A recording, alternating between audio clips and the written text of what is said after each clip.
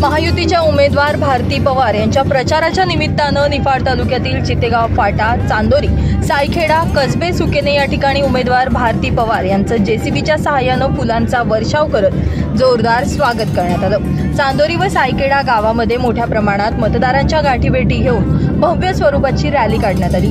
या रॅलीमध्ये माजी police IPS अधिकारी प्रतापराव दिघावकर यांनी देखील सहभाग घेतला आणि नागरिकांना संबोधित केलं। उमेदवार भारती पवार यांनी चांदोरी आणि सायखेडा या ठिकाणी मतदारांच्या भेटी घेऊन पुन्हा एकदा देशाचं नाव मोठं करण्यासाठी व नरेंद्र मोदी यांचे हात बळकट करण्यासाठी मला निवडून द्या असं आवाहन केलं।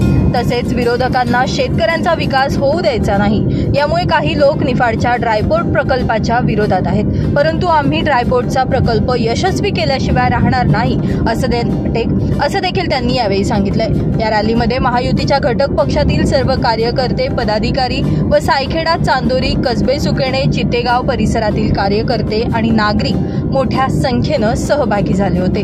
Baswant NH3 digital, Niphad.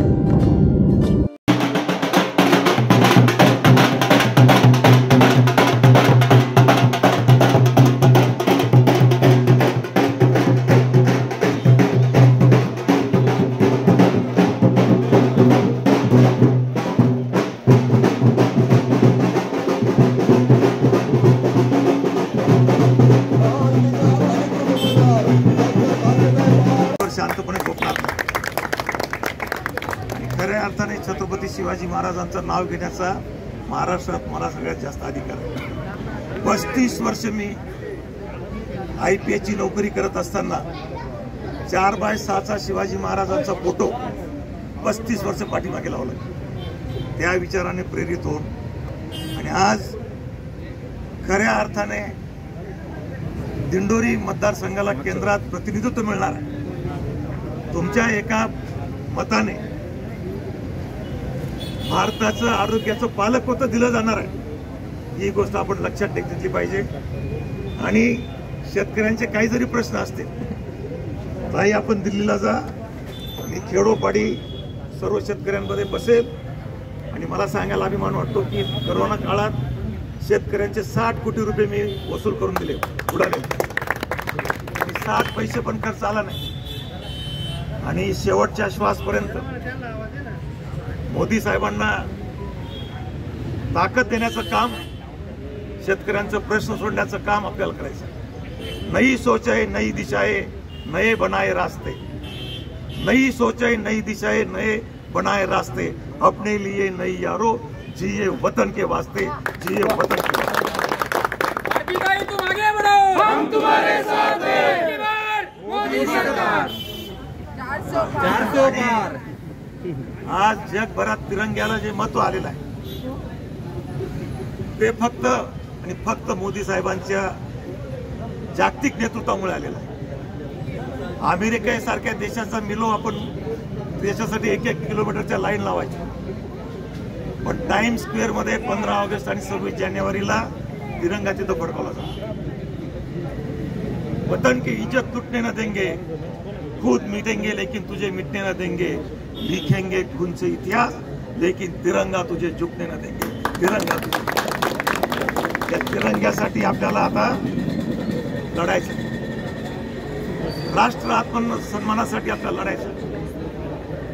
आणि 20 मेला तुमचं एक मत आदरणीय ताईंना ते या मतदारसंघाला केंद्रात मंत्रीपद म्हणून देणार आहे आणि भारताचं आरोग्याचं पालकत्व सुद्धा त्यांना मिळालं। याच्या पुढे शेतकऱ्यांचे कुठेही प्रश्न असतील महाराष्ट्रात, प्रताप दिघावकर जातीने आज 1.5 कोटी शेतकऱ्यांकडे माझा मोबाईल नंबर आहे। मी IG असताना वर्तमानपत्रात मोबाईल नंबर। आता जरी तुम्हाला काही अडचण वाटली असेल तर प्रताप दिघावकरांना फोन करा। ताईंचा प्रतिनिधी म्हणून शेतकऱ्यांचे कुठलेही प्रश्न असतील, ताईंना देशाची काळजी करू दे, शेतकऱ्यांची काळजी ताई तुमच्या वतीने मी करेन।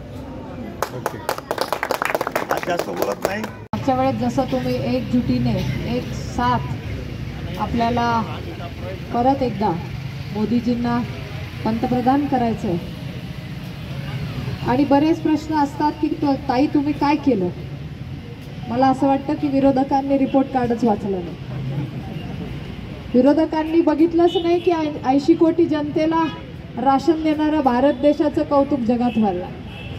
विरोधकांना हे लक्षातच आलं नाही की जी वॅक्सिन भारताच्या बाहेरून यायची ती आता भारतात 220 कोटी देऊन दाखवली आमच्या सगळ्या भारतीयांच्या एकजुटीने. आणि नुसती देऊन नाही तर आपण देशाबाहेर 100 देशांना पुरवली. हे विरोधकांना माहितीच नाही. राहुल गांधी पार्लमेंटमध्ये उभे राहून बोलतात मोदी जी प्याज बहुत महंगी हो गई है. आणि इथे मात्र चांदवडला येऊन शेतकऱ्यांना चुकीचे संभ्रमित करणारे वक्तव्य करतात. राहुल गांधींना खुलं आव्हान आहे, सांगा 60 वर्षात कांदा प्रश्नावर काय काम केलं. मोदीजींनी मात्र पंतप्रधान झाल्या PM किसान सन्मान निधीतून 11 कोटी शेतकऱ्यांच्या खात्यात किमान काहीतरी सन्मान निधी पाठवण्याची पहिली भूमिका घेतली. आज ते शेतकरी म्हणतात की आमचा दिल्लीतला मुलगा आमची काळजी करतो. हे विरोधकांना माहिती नाही. मोदीजींनी गेल्या 5 वर्षापासून आपल्या जिल्ह्यामध्ये एक सर्वे केला. केंद्रातले मंत्री 3 मंत्रालय आणि अधिकारी कामाला लावले आणि नाशिक जिल्ह्यातला कांदा द्राक्ष कायमस्वरूपी प्रश्नावर काम करण्यासाठी शेतकऱ्यांच्या हितासाठी इथे मोठं काम झालं पाहिजे असे त्यांनी आग्रह धरला. आणि निफाडला पहिला जिल्ह्यातला इथला ड्रायपोर्ट मंजूर केला. हे विरोधकांना माहिती नाही. विरोधकांना हा ड्रायपोर्ट होऊ द्यायचा नाहीये का तर याच्यातनं हजारो रोजगार निर्मिती होणार आहे. इथून कांदा द्राक्ष भाजीपाला डाळिंब एक्सपोर्ट होणार आहे. आणि मग कायम प्रश्नी इथला शेतकरी शेतमालाला इथून पाठवेल आणि याचा फायदा नक्कीच शेतकऱ्यांना होईल. 60 वर्ष मात्र विरोधकांनी हे केलं नाही. आता पंतप्रधान मोदीजींनी ठरवलंय नाशिकचा ड्रायपोर्ट निफाडमध्ये केल्याशिवाय शांत बसणार नाही. हा संकल्प मोदीजींनी केलाय. आपल्याला तो संकल्प पूर्ण करायचा आहे. ताकदीने उभं राहायचंय. 107 एकर जमीन केंद्र सरकारने खरेदी केलेली आहे. हजारो कोटींचं बजेट दिलेलं आहे. ड्रायपोर्ट करायचा की नाही मला सांगा सगळ्यांनी. ड्रायपोर्ट होणार का?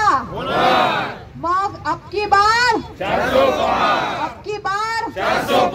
माझं मत भाजपाला, माझं मत मोदींना, माझं मत निफाडच्या ड्रायपोर्टला, माझं मत इथल्या ड्रायपोर्टच्या. मी इथेच तुमचे धन्यवाद मानते आणि